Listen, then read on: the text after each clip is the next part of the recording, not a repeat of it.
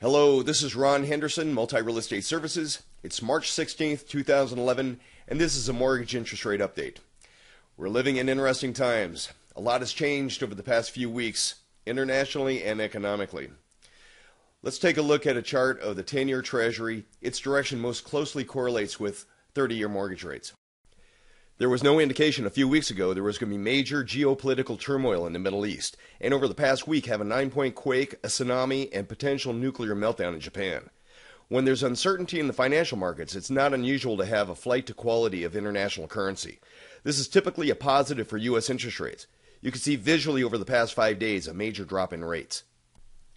If we look back over a longer time frame, you can see where in February the rates broke to the upside, out of the 3.25–3.5% trading range, and it looked like rates were going up. Then you can see how the rates reversed and went down when the Middle East uprising started. It stabilized, then dropped again when Japan had their quake, and today blasting right through the technical support of the prior trading range to just above 3.20%. Because of this volatility, I'm seeing several mortgage rate changes a day. Right now we're looking at a rate of around 4.625% at 0 points on a conforming 30-year fixed rate mortgage. Going into the future, this is obviously going to change one way or the other. On a technical level, if we look back to mid-2009, we can see a lot of support at 3.2%.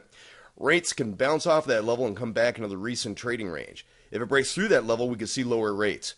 Right now, we're not really in a technically driven market. It's all news driven. And as I'm releasing this blog, we're midstream on a lot of issues. Here are some immediate drivers of our interest rates. Rates will go up if Japan can stabilize their nuclear reactors, if the Middle East political environment settles down, and if Japan has to sell U.S. treasuries to rebuild the devastated parts of their country. Or rates will drop if there's a nuclear meltdown, or if the Middle East issues escalates, and in particular if Saudi Arabia's government becomes unstable.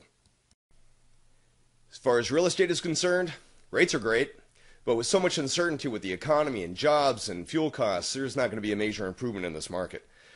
It's bad timing because we're just kicking in the spring buying season. If you're in the Los Angeles region and you have any specific questions, always feel free in contacting me through my website, mres.com. Till next time, take care.